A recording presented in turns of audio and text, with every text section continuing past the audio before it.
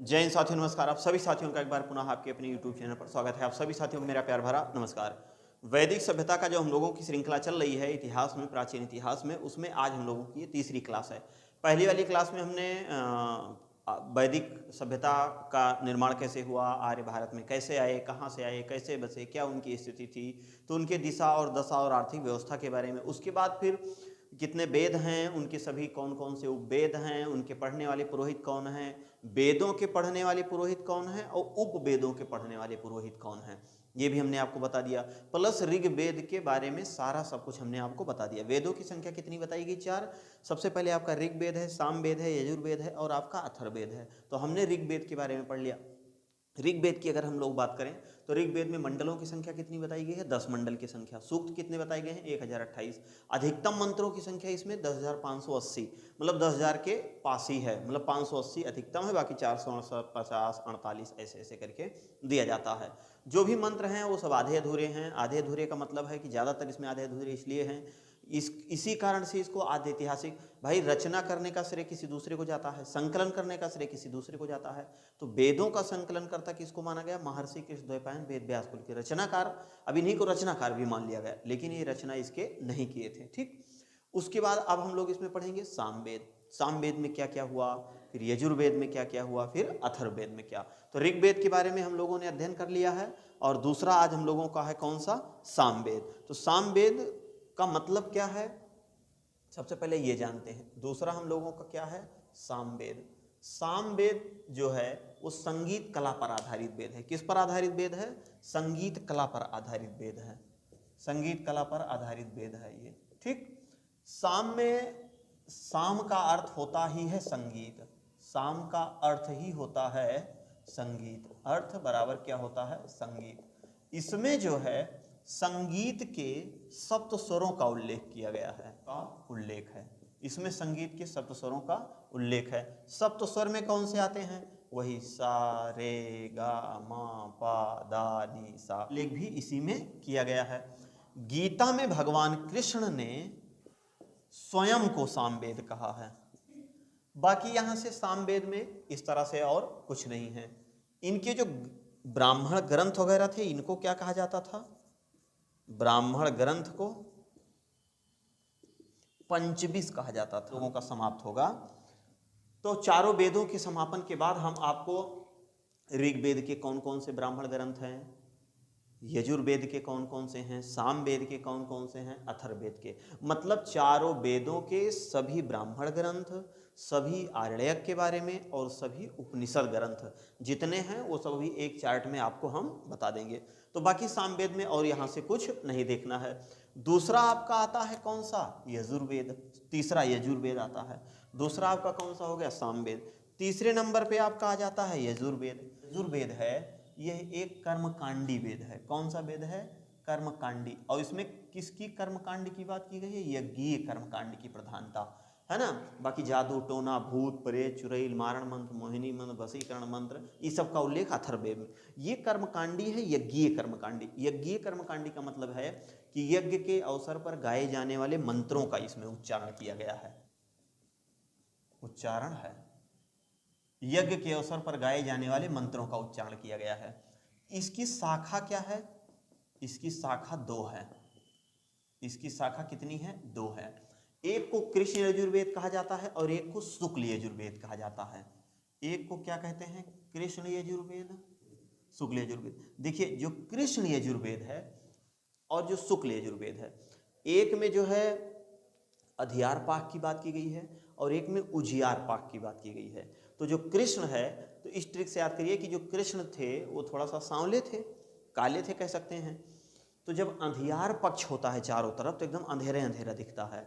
तो इस ट्रिक से इसको याद कर लीजिए, अंधियार पक्ष और ये उजियार पक्ष हो जाएगा। ठीक। इसकी कितनी शाखा हैं? 2। और इसकी क्या विशेषता है? यजुर्वेद में यज्ञीय कर्मकांड की प्रधानता बताई गई है, तो इसी में युद्ध कला का भी उल्लेख किया गया है। यही एकमात्र ऐसा वेद है जो गद्य और पद्य दोनों में लिखा गया है। तो गद्य और पद्य दोनों में लिखे जाने के कारण इस शैली को क्या कहा जाता है? चंपू काव्य शैली कहते हैं। तो यह एक ऐसा वेद है जो गद्य और पद्य दोनों विधाओं में लिखा गया है। इसी कारण इसको क्या कहा जाता है? चंपू काव्य शैली। कोई भी विधा जो दोनों में लिखी जाती है, गद्य और पद्य में, तो इसको क्या कहा जाता है? चंपू काव्य शैली। गद्य और पद्य जो दोनों विधाओं में लिखा जाता है, इसको क्या कहा जाता है? चंपू काव्य शैली कहा जाता है। तो इसमें यज्ञ, जब यज्ञ के अवसर पर गाए जाने वाले मंत्रों की बात है, तो एक तरह से ये यज्ञीय वेद भी इसको माना गया है। इसे यज्ञीय वेद भी माना जाता है, यज्ञीय वेद भी माना जाता है। यज्ञ के अवसर पर जो तमाम प्रकार के मंत्रों का उच्चारण किया जाता है, जो गीत संगीत वगैरह गाए जाते हैं, इन सब का उल्लेख भैया कहाँ मिलता है? आपका यजुर्वेद में। ठीक, यजुर्वेद का उपवेद क्या है? यजुर्वेद के पढ़ने वाले पुरोहित कौन है? उसके उपवेद को पढ़ने वाले पुरोहित कौन है? इससे पहले वाली क्लास में हमने आपको बता दिया। अब आपका हो गया सामवेद और अगला आपका हो गया यजुर्वेद। अब इसके बाद हम लोग देखेंगे अथर्ववेद। अथर्ववेद पढ़ने के बाद फिर सभी वेदों के अपने अपने ब्राह्मण ग्रंथ, सभी वेदों के अपने अपने आर्यक और सभी वेदों के अपने अपने उपनिषद देखेंगे। पहले इसका स्क्रीनशॉट लीजिए, उसके बाद आगे चलते हैं। हम लोग देख लेते हैं चौथा आपका अथर्ववेद। अथर्ववेद की अगर हम लोग बात करें तो ये सबसे बाद का वेद है। ठीक, इसको वेद त्रयी में शामिल नहीं किया गया है। अब इसको वेद त्रयी में शामिल नहीं किया गया है और ये सबसे बाद का वेद है, सबसे बाद का वेद है। ठीक, सबसे बाद का वेद है। कौन? अथर्ववेद। अथर्ववेद में जादू टोना, भूत प्रेत, वशीकरण मंत्र, करण मंत्र, मारण मंत्र आदि का उल्लेख किया गया है। ठीक, इसी कारण जो है इसको तांत्र मांत्रिक वाला वेद कहा जाता है, कहा जाता है। मतलब कर्मकांडी वेद। आप कहेंगे वहां भी आप कर्मकांडी, तो ये कर्मकांडी, वहां यज्ञीय कर्मकांड की प्रधानता थी, यहां तंत्र मंत्र की है, तंत्र मंत्र की। ठीक, तंत्र मंत्र मतलब यहाँ पे जो है कर्मकांडी व्यवस्था, वो तंत्र मंत्र की बात की गई है। दूसरी चीज क्या है कि एक और क्वेश्चन पूछता है गोत्र प्रथा का उल्लेख, और एक पूछता है गोत्र शब्द का उल्लेख। तो गोत्र शब्द का उल्लेख ऋग्वेद में मिलता है, जबकि गोत्र प्रथा का उल्लेख अथर्ववेद में मिलता है। गोत्र प्रथा का उल्लेख आपका अथर्ववेद में, गोत्र ये शब्द का उल्लेख ऋग्वेद में मिलता है, ऋग्वेद में मिलता है, जबकि गोत्र प्रथा का उल्लेख अथर्ववेद में मिलता है, अथर्ववेद में मिलता है। आपके अथर्ववेद में ही सभा और समिति को, अथर्ववेद में ही सभा एवं समिति को, समिति को प्रजापति की दो पुत्रियां बताया गया है, दो पुत्रियां बताया गया है। सभा और समिति, ये समझिए ये क्या है? सभा और समिति, जैसे आज वर्तमान समय में लोकसभा और राज्यसभा होती हैं, सरकार को नियंत्रित करती हैं। ठीक, उसी प्रकार ऋग वैदिक काल में सभा, उत्तर वैदिक काल में नहीं, उत्तर वैदिक काल में इन लोगों का काम समाप्त हो गया था, यहां से इनका काम खत्म हो गया था, अस्तित्व इनका समाप्त हो गया था। तो ये सभा और समिति जो होती थी वो राजा के ऊपर नियंत्रण का काम करती थी। ये एक संस्था थी, यह एक संस्था थी जो राजा के ऊपर नियंत्रण का कार्य करती थी, जो राजा के ऊपर नियंत्रण का कार्य करती थी। अब सवाल ये बनता है कि जो सभा थी, सभा, एक सभा हुआ करती थी, एक समिति हुआ करती थी, एक विदत होती थी, विदत होती थी, विदत, ये तीनों संस्थाएं थी। जो सभा थी इसका ऋग्वेद में कितनी बार उल्लेख मिलता है, जो समिति थी इसका ऋग्वेद में कितनी बार उल्लेख मिलता है, और जो विदत थी इसका कितनी बार। देखिए इसको याद करने का ट्रिक, सभा शब्द देखिए छोटा है समिति की अपेक्षा। ठीक, तो इसका उल्लेख कितनी बार है? 8 बार उल्लेख है, 8 बार। तो सभा का ऋग्वेद में कितनी बार उल्लेख है? 8 बार है। समिति का कितनी बार है? 9 बार है।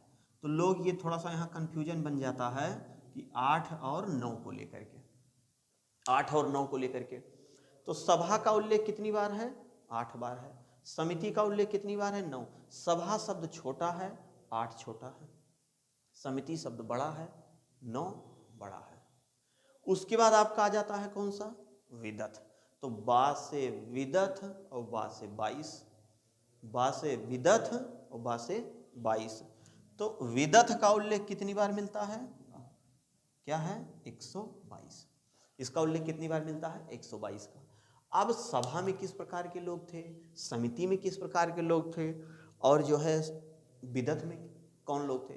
तो सबसे प्राचीन संस्था विदथ को ही बताएगी, क्योंकि इसका उल्लेख सबसे ज्यादा मिलता है। तो ये जो विदथ थी ये सर्वाधिक प्राचीन मानी जाती थी। इसमें जो है समाज के सभी लोगों का, बूढ़ बुजुर्ग, छर्रा, कन्या, प्याली, औरत, बूढ़, सबका उल्लेख किया गया था। लेकिन सभा में एकदम साधारण लोग रहते थे, साधारण लोग रहते थे। समिति में थोड़ा सा श्रेष्ठ लोग रहते थे। इसमें क्या थे? इसमें परिवार के सभी सदस्य आ जाते थे। उल्लेख मिलता है, सभी सदस्यों का उल्लेख मिलता है, जैसे महिला, बच्चे, बूढ़े आदि, इन सब का उल्लेख यहाँ पे मिलता है। ठीक, तो इस प्रकार आपने देखा अथर्ववेद। देखिए अथर्ववेद का नाम जो है वो आंगिरस ऋषि या अथर्वा ऋषि के नाम पर पड़ा है, इसलिए इसको अथर्ववेद का।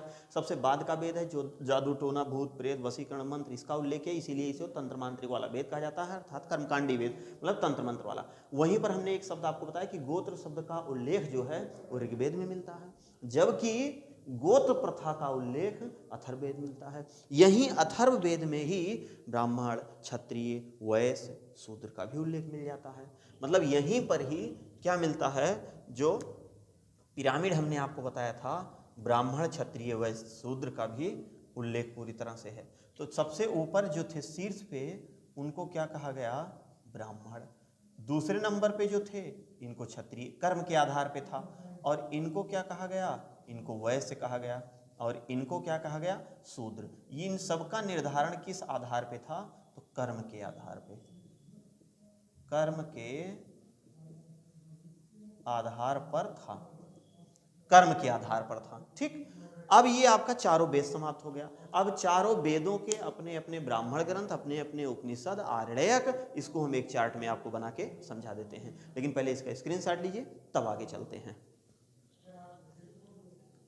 सभी वेदों के अपने अपने ब्राह्मण ग्रंथ। तो सबसे पहले हम लोग ब्राह्मण ग्रंथ देखेंगे। सभी वेदों के ब्राह्मण ग्रंथ, सभी वेदों के ब्राह्मण ग्रंथ। ठीक, तो आपका सबसे पहले कौन सा हो गया? ऋग्वेद हो गया। उसके बाद सामवेद हो गया, का हो गया अथर्ववेद। ठीक, सभी वेदों के अपने अपने क्या है? ब्राह्मण ग्रंथ की बात अभी हम लोग कर रहे हैं। पहले ब्राह्मण ग्रंथ देखेंगे, फिर आरण्यक देखेंगे, फिर उपनिषद देखेंगे। देखिए ब्राह्मण ग्रंथ की अगर हम लोग बात करें तो ऋग्वेद के पास 2 ब्राह्मण ग्रंथ थे, 2 ब्राह्मण ग्रंथ, सिर्फ 2 ब्राह्मण। एक का नाम था ऐतरेय, एक का नाम था ऐतरेय, और दूसरे का नाम था कौशितकी। ठीक, कौशिक ऋषि के द्वारा कौशितकी था। अब वहीं हम लोग सामवेद की ब्राह्मण ग्रंथ की बात करते हैं। सामवेद, तो सामवेद के जो तांडय और जैमिनीय थे, इनको पंचविश भी कहा जाता है। तो इनके भी हम 2 लिख सकते हैं, यहाँ भी 2 है। एक आपका कौन सा है? तांडय है, और दूसरा आपका कौन सा है? जैमिनीय है। तांडय और क्या है? जैमिनीय है। वहीं यजुर्वेद की अगर हम लोग बात करें तो यजुर्वेद में भी 2 ब्राह्मण ग्रंथ है। इनके संयुक्त को पंचविश भी कहते हैं, मतलब संयुक्त नाम को पंचविश, पंचविश, इसको पंचविश भी कहते हैं। ठीक, अब वहीं हम लोग यजुर्वेद की बात करते हैं। यजुर्वेद, तो यजुर्वेद में एक तो है आपका, इसकी 2 शाखाएं हैं, एक शुक्ल यजुर्वेद और एक कृष्ण यजुर्वेद। तो यहाँ इस तरह से लिखेंगे, एक जो है शुक्ल यजुर्वेद है और इधर है कृष्ण यजुर्वेद। तो शुक्ल यजुर्वेद का जो है वो शतपथ है, शतपथ ब्राह्मण ग्रंथ एक है ही है शतपथ। वहीं इसका क्या है, इसके भी एक है तैत्तिरीय। अब हम लोग सीधे पहुंचते हैं कहाँ, अथर्ववेद में। अथर्ववेद में सिर्फ और सिर्फ एक ब्राह्मण ग्रंथ है। अथर्ववेद की अगर हम लोग बात करेंगे तो सिर्फ यहाँ एक है जिसका नाम है गोपथ ब्राह्मण ग्रंथ, गोपथ ब्राह्मण ग्रंथ, गोपथ ब्राह्मण ग्रंथ। ये तो आपका हो गया क्या, ब्राह्मण ग्रंथ। यहां आपने क्या देखा, ब्राह्मण ग्रंथ। सभी वेदों के अपने अपने क्या हो गए, ब्राह्मण ग्रंथ हो गए। अब जब ब्राह्मण ग्रंथ हो गया तो अब हम लोग देख लेते हैं क्या, आरण्यक। आरण्यक लिखा जाता था, आरण्यक।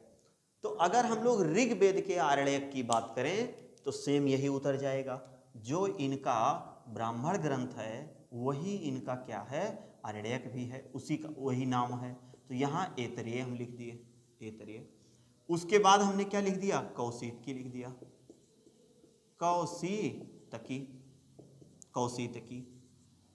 अब अगर हम लोग इसके उपनिषद की बात करें तो वही इसका उपनिषद भी है। उपनिषद ग्रंथ की अगर हम लोग बात करें तो जो इसका ब्राह्मण ग्रंथ है, जो इसका आरण्यक है, वही इसका उपनिषद भी है। तो यहाँ उपनिषद भी वही उसका सेम है, तो यहाँ इसका ये भी हो जाएगा ऐतरेय, और यहाँ पे कौशितकी हो जाएगा। क्या हो जाएगा, कौशितकी हो जाएगा। ठीक,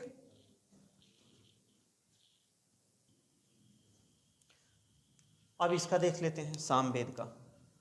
ऐसे लाइन बना दीजिए ये। अब इसका सामवेद का, सामवेद के ब्राह्मण ग्रंथ आपने क्या देखा, तांडेय और जैमिनी। अब इसका आरण्यक देख लेते हैं। तो इसके आरण्यक की अगर हम लोग बात करें तो जैमिनीय है, जैमिनीय, जैमिनीय। एक और इसका आरण्यक है, उसका क्या नाम है, उसका नाम है छांदोग्य आरण्यक, छांदोग्य आरण्यक, आरण्यक, छांदोग्य आरण्यक। ठीक, अब देखिए इसके उपनिषद की भी हम लोग बात कर लेते हैं, सामवेद के, सामवेद के उपनिषद की भी बात कर लेते हैं। अब देखिए यहां तांडेय और जैमिनीय नाम है, अगले वाले में क्या मिल रहा है, जैमिनीय मिल रहा है, लेकिन अगले वाले में तांडेय नहीं मिल रहा है। तो अगले वाले में तांडेय नहीं मिल रहा है तो अगले वाले में देख लेते हैं क्या है। तो अगर हम लोग इसके उपनिषद की बात करें, उपनिषद ग्रंथ की, तो जो आपका यहाँ पे सामवेद में जैमिनी और छांदोग्य है आरण्यक, वही आपका यहाँ क्या है, उपनिषद भी है। तो यहाँ एक नंबर पे हम लोग क्या लिखेंगे, जैमिनीय,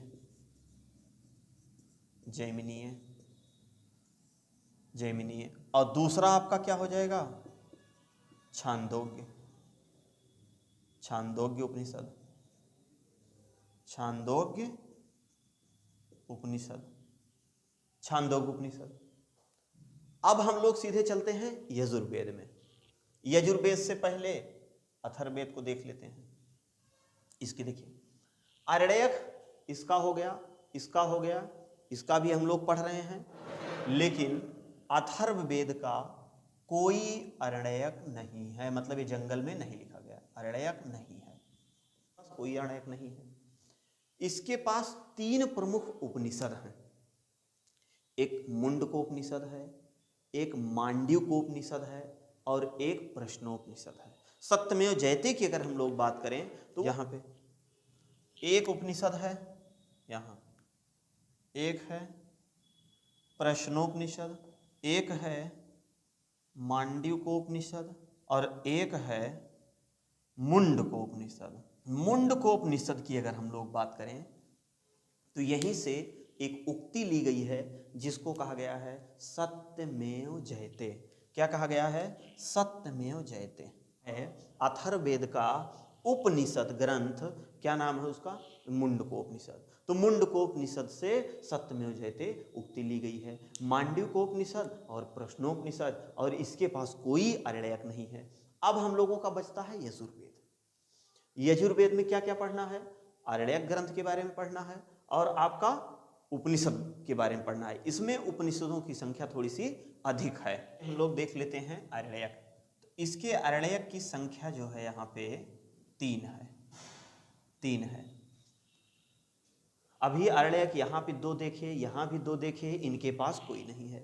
ये तीसरे नंबर पे हैं। 1 नंबर पे मान लो ये हैं, 2 पे ये हैं, 3 पे ये हैं और 4 पे ये हैं। इनके पास एक को अरण्यक नहीं, इनके पास 3 अरण्यक हैं। इनके पास ब्राह्मण ग्रंथ एक शतपथ है और एक तैत्तिरीय। सेम यही आपका यहाँ भी उतर जाएगा, इसमें कोई परिवर्तन नहीं होगा। एक आपका हो जाएगा अरण्यक, दूसरा आपका तैत्तिरीय अरण्यक। एक इसमें बढ़ जाता है, क्या बढ़ जाता है? तो बा से बढ़ जाता है, बा से बृहदारण्यक। एक इसमें बढ़ जाता है, बृहदारण्यक। अब हम लोग इसके उपनिषद की बात कर लेते हैं। उपनिषद की, तो एक उपनिषद की अगर हम लोग बात करेंगे तो उपनिषद में सबसे पहले तो एक यही नाम आ जाएगा, बृहदारण्यक। इसकी विशेषता क्या है? ये सभी उपनिषदों में सबसे बड़ा उपनिषद माना जाता है। सभी 108 उपनिषदों में ये सबसे बड़ा उपनिषद माना जाता है। उसके बाद इसी में कठोपनिषद की बात की गई है। कठोपनिषद दूसरा क्या है? कठोपनिषद नचिकेता का संवाद है। यम एवं नचिकेता उल्लेख है। तो यम और नचिकेता के संवाद का उल्लेख है। किसमें? कठोपनिषद में। तो बृहदारण्यक उपनिषद हो गया, कठोपनिषद हो गया। और यहीं पर जो है मैत्रायण भी है, एक और है मैत्रायण उपनिषद। यहीं पर एक है श्वेताश्वतर विशेषता है। इसमें जो है सत्यम शिवम सुंदरम उक्ति का उल्लेख किया गया है। इसमें सत्यम शिवम सुंदरम का उल्लेख श्वेताश्वतर उपनिषद में मिलता है। और वहीं पर मुंडकोपनिषद से आपका क्या मिलता है? सत्यमेव जयते का उल्लेख मिलता है। उपनिषद हो गया, मैत्रायण हो गया, कठोपनिषद हो गया, श्वेताश्वतर, बृहदारण्यक, ये सब आपके ये इसके माने जाते हैं। जालोपनिषद में जो है सबसे बाद का उपनिषद माना जाता है, जो अकबर के समय का। कुल 108 है, कुल 108 हैं। मुख्य कितने हैं? मुख्य 13, मुख्य सिर्फ 13 हैं। उपनिषद दर्शन पर आधारित हैं। उपनिषद दर्शन पर आधारित है। उपनिषद किस पर आधारित है? दर्शन पर आधारित है। उस उपनिषद आपके दर्शन पर। अब इसमें हम लोगों ने अभी तक क्या देखा? चारों वेद पढ़ लिए, चारों वेदों में क्या क्या विशेषता है इसको हम लोग देख लिए। चारों वेदों के ब्राह्मण ग्रंथ, आरण्यक, उपनिषद के बारे में देख लिए। अब इसके बाद एक क्लास हम आपको बताएंगे कि इनका रहन सहन, खान पान, सामाजिक, आर्थिक, राजनैतिक जीवन के बारे में। और उसके बाद अगला टॉपिक हम लोगों का शुरू हो जाएगा उत्तर वैदिक काल। तो उम्मीद और विश्वास है कि आपको समझ में आ रहा है। स्क्रीनशॉट ले लीजिए और अगर आपके कोई सुझाव है तो आप कमेंट बॉक्स में जरूर बताइएगा। मिलते हैं नेक्स्ट क्लास में, तब तक के लिए जय हिंद।